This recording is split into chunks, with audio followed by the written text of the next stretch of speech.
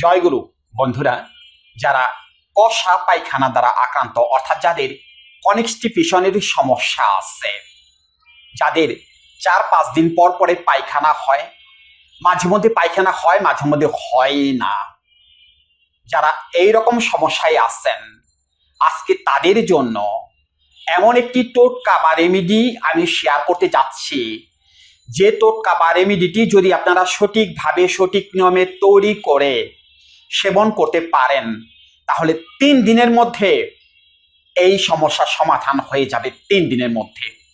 তবে কথা শুনতে হবে। কথা যদি না শোনেন, তাহলে ওই 4র্থ দিনের মাথায় আবার সমস্যা তৈরি হয়ে যাবে। অর্থাৎ 3 দিনই ভালো থাকবেন এই ওষুধ খাওয়ার পরে, 4 দিনের মাথায় কিন্তু আবার শুরু হয়ে যাবে। সেই জন্য বলতেছি কথা শুনতে হবে। আপনারা তো আবার কথা শুনবেন না, একটু তেরা টাইপের তো, মানে যারা কষা রোগী, যারা পুরাতন আমাশয়ের রোগী, তারা কিন্তু একটু ঘাড় তেরা। রাগ হইেন না, আমি বলতেছি, পরে বলতেছি কেন ঘাড় তেরা আপনাদের। সেই জন্য অনুরোধ করতেছি, মনোযোগ দিয়ে কথাগুলো শুনুন। কথা না শুনে যদি এখন ভিডিওটা স্কিপ করে ওই রেমেডিটি বা টোটকাটি খেয়ে দিয়ে বসে থাকেন, কাজ হবে না কিন্তু। ওই যে বললাম 3টা দিন ভালো থাকবেন, 4 দিনের মাথায় আবার শুরু হয়ে যাবে। তাই যদি স্থায়ী সমাধান পেতে চান, তাহলে পুরো ভিডিওটি মনোযোগ সহকারে দেখুন। বছরের পর বছর এই পেটের সমস্যার জন্য ওষুধ খাইতেছেন, সমাধান করতে পারছেন, কেন সুস্থ হইতেছেন না? একটু আগে কথাটা বললাম না, আপনারা কিন্তু তেরা টাইপের। এটাই তো সমস্যা, অর্থাৎ এটাই তো মানসিক রোগ। একজন কষা রোগীকে দেখলেই যে বোঝা যায়, এটা কি আপনারা জানেন? কষা রোগীদের দেখলে একজন স্বাভাবিক মানুষ বুঝতে পারবে। অনেক সময় গ্রামে গঞ্জে, হাটে বাজারে একটা কথা বলা হয়, ওই যে আসছে কষা রোগী আসছে, বা কোনো দোকানদার যদি খারাপ আচরণ করে কারোর সাথে, বলে এটা তো কষা রোগীর কথাবার্তা ভালো না। কথাগুলো কি এমনি এমনি আসছে? এগুলোর কি বাস্তবতা নেই? এগুলোর 100% বাস্তবতা আছে। সত্যি সত্যি একজন কষা রোগীর কথাবার্তা সুন্দর হয় না, খিটখিটে মেজাজের হয়, সারাক্ষণ রেগে থাকে। লক্ষণগুলোর কথা বলতেছি, একটু মিলিয়ে দেখেন তো নিজেদের সাথে মিলে কিনা। আপনারা প্রত্যেকটা জিনিসে সন্দেহ করেন, প্রত্যেকটা জিনিসে। একই প্লেট যে 10 বার ধন, এটা কোনো ঘটনা না আপনাদের কাছে। আপনারা খাবার খাইতে গিয়ে মুখ চোখ কালো করে গোমরা করে কোন রকম গিলতে থাকেন আর কি। আপনাদের বাহির থেকে দেখলে মনে হবে এই বিষ গিলতেছে, বিষ। আপনাদের সামনে যদি সুন্দর খাবারও পরিবেশন করা হয়, ওই কুচকে যাবে আপনাদের মুখটা, কোন রকম গিলবে না আর কি। কারণ যে মনের মধ্যে একটা ভয়, এটা খেলে যদি পেটে সমস্যা হয়, ওই যে সন্দেহটা, ওই সন্দেহটা থেকেই আপনাদের মুখ কুচকে যায়, মুখ কালো হয়ে যায়। আপনারা হাসতে পারেন, মন প্রাণ উজাড় করে দিয়ে কখনো কি হেসে কথা বলেছেন? কখনো কিন্তু বলেননি। আপনাদের সামনে যতই হাসির কৌতুক বলা হোক বা গোপাল ভাঁড়ের সিরিয়াল চালানো হোক, কাজ হবে না। আপনাদের পেটের মধ্যে গুতা মারলেও আপনাদের মুখ দিয়ে একটু হাসি বের হবে না। ওই যে কষা রোগী, গায়ে সাবান মাখতেই থাকেন, গোসল করা কিন্তু আপনাদের শেষ হয় না। এই যে আপনারা এত পরিষ্কার পরিচ্ছন্ন থাকেন, যারা কষা রোগী, তারা কি জানেন তাদের শরীর থেকে গন্ধ হয়? ওই গন্ধটা কিসের গন্ধ? ওই কথাটা একটু পরে বলতেছি, কেন একজন আইবিএস রোগী বা কষা রোগীর শরীর দিয়ে বা একজন সূচিবায়ু রোগীর শরীর দিয়ে কেন গন্ধ কয়, একটু পরে বলতেছি। আপনারা যে খুব বেশি ঝগড়াটে, এটা কি আপনারা জানেন? আপনাদের যদি কেউ বলে যে ভাই এই কাজটা করেন না বা এইভাবে কাজটা করেন, আর পাই কি আপনাদের? বাবারে বাবা, আপনি একজন বড় রকমের বিজ্ঞানী না, আপনাকে আরেকজন উপদেশ দিতেছে, ওটা তো কিছুতেই আপনি মেনে নেবেন না।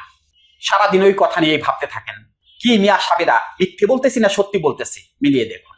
আপনারা কি জানেন যে আপনারা কারো ভালো থাকা পছন্দ করেন না? অর্থাৎ কেউ খুব ভালো আছে, টাকা পয়সার দিক থেকে বা যে কোনো দিক থেকে খুব ভালো আছে, বা এমন হতে পারে আপনার সামনে 2-3 জন লোক খুব মজার মজার কথা বলতেছে এবং হাসাহাসি করতেছে। আপনাদের ভেতরে যে কি পরিমাণ যন্ত্রণা হয়, সেটা আপনারা জানেন তো না? জানেন না? জানেন। আমি জানি আপনাদের ভেতরে কি পরিমাণ যন্ত্রণা হয়। একেবারে দাও দাও করে চলতে থাকে, সহ্য করতে পারেন না তো। কেউ আনন্দে আসছে, কেউ একটা অনুষ্ঠানে গেছে, অনুষ্ঠানে তো আপনারা যাবেনই না, ওটা তো প্রশ্নই ওঠে না। ওই যে ঘাটতে রাতো, এমন হতে পারে ওখানে গেলে আপনারা ঝামেলা সৃষ্টি করবেন, সেই জন্য আপনারা কোনো অনুষ্ঠানে যান না। অর্থাৎ আপনারা যেতে পছন্দ করেন না, আপনারা একা একা থাকতে পছন্দ করেন।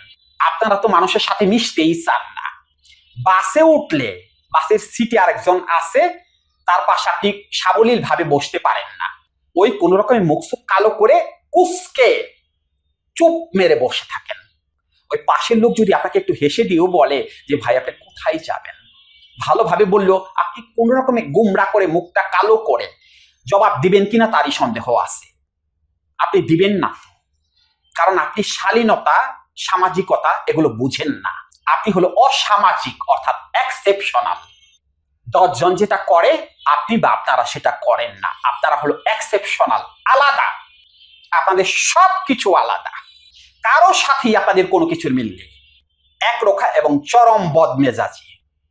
কি মিয়া ভাইয়েরা, কষ্ট হইতেছে? কষ্ট তো হওয়ারই কথা, তাই না? কত ডাক্তার দেখাইছেন, কত কবিরাজ দেখাইছেন, কেউ তো আপনাদের এরকম কথা বলে নাই বা বলার সাহস পায় নাই। ওষুধ দিয়ে গেছে, ওষুধ খাইছেন, ঘোড়ার ডিমের কাজ হয়েছে, কোনো কাজ হয় নাই। কিন্তু ভেতরের খবর, আপনারা যে মানসিক রোগী এটা তো কেউ ধরতে পারেনি। ডাক্তাররা ধরতে পারে, কিন্তু ওই যে কথা বললে যদি কষ্ট পান মনের মধ্যে, যদি সেই ডাক্তারের কাছে আপনি আর না যান, ডাক্তারের কাছে গেলে তো ভিজিট লাগে, সেই ভিজিটটা তারা নষ্ট করতে চায় না। আপনাদের যদি বলে, সরাসরি বলে যে মিয়া আপনি হলো পাগল, আপনি কি সেই ডাক্তারের কাছে যাইবেন? ভুলেও তো সেই ডাক্তারের কাছে আপনি যাইবেন না। ডাক্তাররা ইঙ্গিতে একটা কথা বলে দেয় যে ভাই দুশ্চিন্তা করেন না। ওই দুশ্চিন্তাটাই যে মানসিক রোগ এটা বুঝতে পারেন না। এই যে একের পর এক চিন্তা মাথার মধ্যে আসতে থাকে, এগুলো তো দুশ্চিন্তা, এগুলো তো অ্যাংজাইটি। এই অ্যাংজাইটি থেকেই তো ওসিডি প্রবলেম হয়, অর্থাৎ সন্দেহবাতিক রোগ হয়ে থাকে। ওই এক প্লেট 10 বার ধুইলে কি খালি পরিষ্কার হয়? 2 বার ধুইলে প্লেট পরিষ্কার হয় না? 2 বার ধুইলেও প্লেট পরিষ্কার হয়, কিন্তু আপনি 10 বার ধুইলে পরিষ্কার হবে না, কারণ আপনার মনের ময়লা দূর হচ্ছে না। আপনার মনের মধ্যেই তো ময়লা লেগে আসছে, সেই ময়লাই তো দূর হচ্ছে না, প্লেট পরিষ্কার কোথা থেকে হবে? এই যে গোসল করতে গিয়ে যে ঘন্টার পর ঘন্টা শরীরে সাবান ঘষেন, আরে মেয়ে একবার সাবান ঘষলেই তো শরীর পরিষ্কার হয়ে যায়, কিন্তু আপনার পরিষ্কার হবে না, কারণ আপনার মনের মধ্যে যে ময়লা আছে, আপনার মনের মধ্যে যে সন্দেহ কাজ করে, যে মনে হয় শরীরে ময়লা লেগে আছে। একই হাত কতবার বেসিনে গিয়ে ধন, মানে হাতের ময়লা দূর হয় রে ভাই, মনের ময়লা দূর হয় না। একটু আগে একটা কথা বলছি না, আপনারা এত পরিষ্কার, তারপর কেন আপনাদের শরীর থেকে গন্ধ আসে, একটা টক টক গন্ধ আসে কেন? আমি বলে দেই কেন, আজকে গোপন তথ্য ফাঁস করে দেই। যারা এই ওসিডি পেশেন্ট, অর্থাৎ সন্দেহবাতিক রোগী, তাদের শরীরে টক্সিন নামের এক ধরনের হরমোন নিঃসরিত হয়, টক্সিন হরমোন। যে টক্সিন হরমোনের কারণে বিষক্রিয়ার সৃষ্টি হয় দেহের মধ্যে, ওই বিষক্রিয়া থেকে বিষ উৎপন্ন হয়, সেটা হলো টক্সিন বিষ। ওই বিষটাই আলাদাভাবে যখন ঘামের সাথে নিঃসরিত হয়, তখন সেই শরীর দিয়ে গন্ধ কয় মিয়া। সারাদিন খালি তো সাবান ঘষতেই থাকেন, কখনো খেয়াল করে দেখেছেন আপনার শরীর দিয়ে গন্ধ কয়? খেয়াল করে দেখেননি তো, এগুলো খেয়াল করে দেখবেন। এখন কথা হলো, এই যে লক্ষণগুলোর কথা বললাম, এই লক্ষণগুলো তো হচ্ছে মনের মধ্যে, তাই না? দুশ্চিন্তা তো মনে আসতেছে বা মাথায় আসতেছে। এগুলোর সাথে কষা পায়খানা বা কনস্টিপেশন বা আইবিএস বা পেটের সমস্যার সম্পর্কটা কি ক্লিয়ার করে দেই, একটু মাথায় ঢোকানোর চেষ্টা করুন। যারা সারাক্ষণ দুশ্চিন্তা, নেতিবাচক চিন্তা, হতাশায় ভোগে, যাদের মধ্যে সবসময় সন্দেহ কাজ করে, তাদের শরীর থেকে, একটু আগেই কথাটা বলছি, টক্সিন নামের হরমোন নিঃসরিত হয়। সেই টক্সিন হরমোনের কারণে প্রথম যে সমস্যাটা হয় সেটা হলো ঘুমের সমস্যা, অর্থাৎ অনিদ্রা সমস্যা। সেই অনিদ্রা সমস্যা কয়েকদিন চলার পরে গ্যাস্ট্রিক বা অ্যাসিডিটি বেড়ে যায়। এই গ্যাস্ট্রিক অ্যাসিডিটি কয়েকদিন পরে পেট ফাঁপা, পেট ফোলা, বদ হজম, পায়খানা ক্লিয়ার না হওয়া, মাঝে মধ্যে পায়খানা পাতলা হওয়া, মাঝে মধ্যে পায়খানা শক্ত হওয়া, দ্যাট মিনস আইবিএস দ্বারা আপনারা আক্রান্ত হয়ে পড়েন। তাহলে কি ওষুধ খেলে সমাধান হবে? সেই জন্যই প্রথমে বলছি, বোঝেন নাই আপনারা, সারা জীবন ওষুধ খেলেও এই সমস্যার সমাধান করতে পারবেন না। ওই যে ভালো থাকবেন 3 দিন, 4 দিন, 1 সপ্তাহ পরে আবার সমস্যা তৈরি হয়ে যাবে, কারণ সমস্যার সূত্রপাত মানসিক রোগ থেকে। সেই মানসিক সমস্যার সমাধান করতে হবে, সেগুলো কি কোনো ওষুধ দিয়ে হয়? তাহলে কি করতে হবে?